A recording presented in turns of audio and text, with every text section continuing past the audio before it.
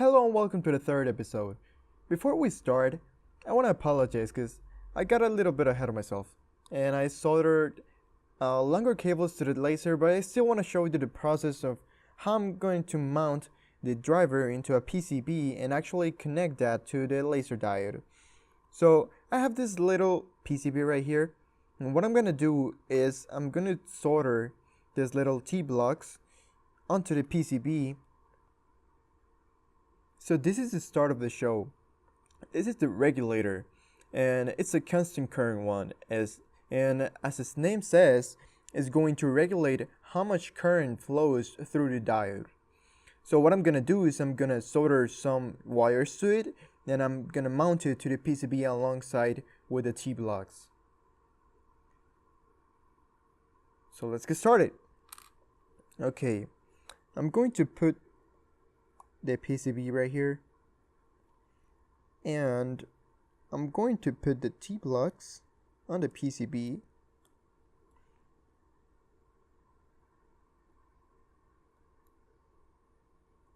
and I'm gonna turn it around.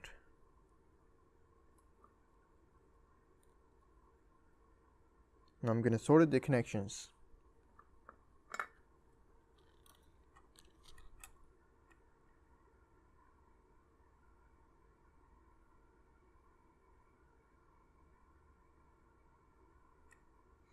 Okay, so there's one.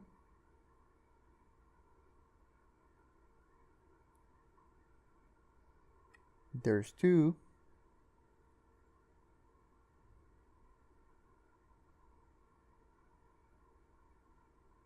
Three.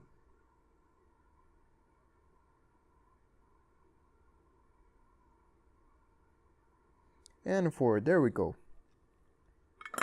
So now that we have that, we have to solder the leads to the regulator. So here we have it. I'm going to put it here too.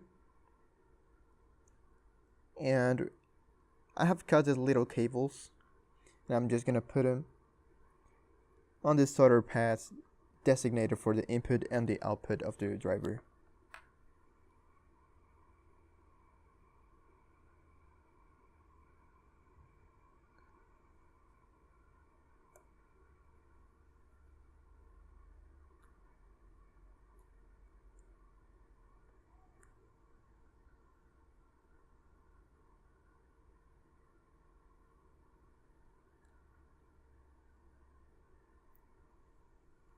Here's the next one.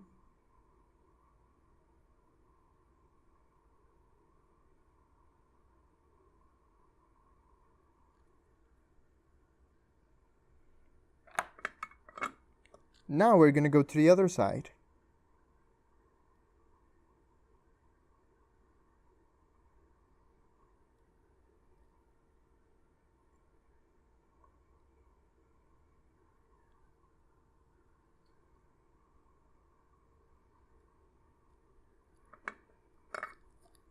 So here's the middle one, which is ground.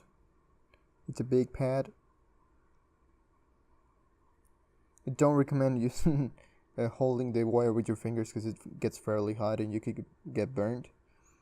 But since I don't have some pliers at hand, I'm just doing it by hand. And here's, oh, my mistake. The center is positive and the outer ring is actually ground. So there it is. So now what we have to do is actually put this regulator, which is already soldered with the leads, onto the PCB. So I have this little octopus ready, and what I'm gonna do is I'm just gonna place it onto the PCB, and then I'm gonna solder it. So there it is, and all the wires should be in the correct position.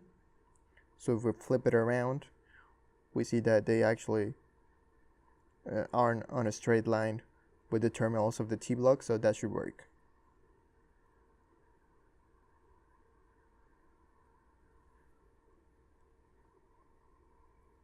So now I'm going to solder it.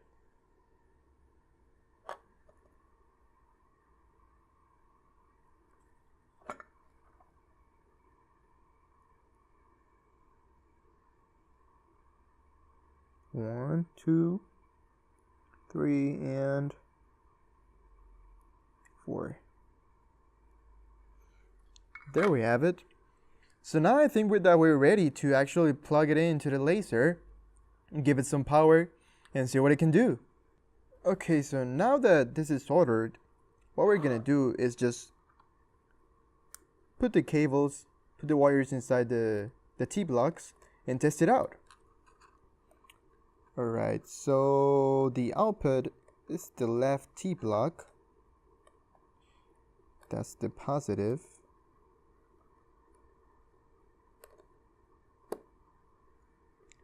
And that's the negative.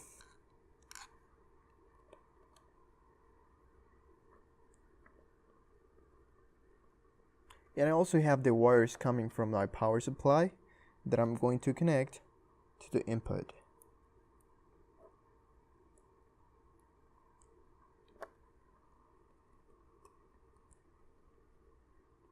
That's positive.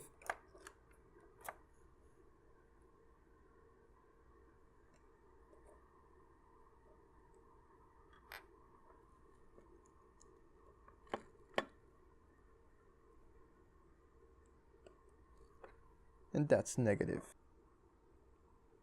The way I have my power supply set up, it's at 8.2 volts and 1.5 amps. That's because this regulator is designed to work with 2 lithium batteries. And as you may know, the nominal voltage of a lithium cell is around 3.7 volts and the maximum voltage is around 4.2 volts. So I want to kind of mimic what 2 lithium batteries would give to this regulator. So I haven't turned on this thing in a while, and I'm gonna put on my eye protection because 1.5 watts coming out of a laser is no joke. It could seriously do some damage to your eyes or even to your body. So if you decide to build something like this, please be very, very careful and use special eye protection. So I'm gonna turn it on.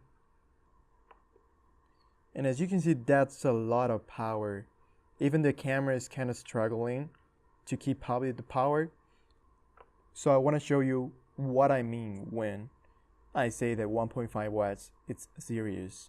So I have a piece of electrical tape right here. And as you can see, it starts smoking right away. I also have my soldering instructor right here. And as you can see, it also starts burning right away. So my point is, this is very, very powerful. So imagine what it could do to your eyes if it's actually burning some plastic. Okay, so if you want to see more about this, or more details about the process, or more tests about the power, just let me know in the description. I'll now make another video.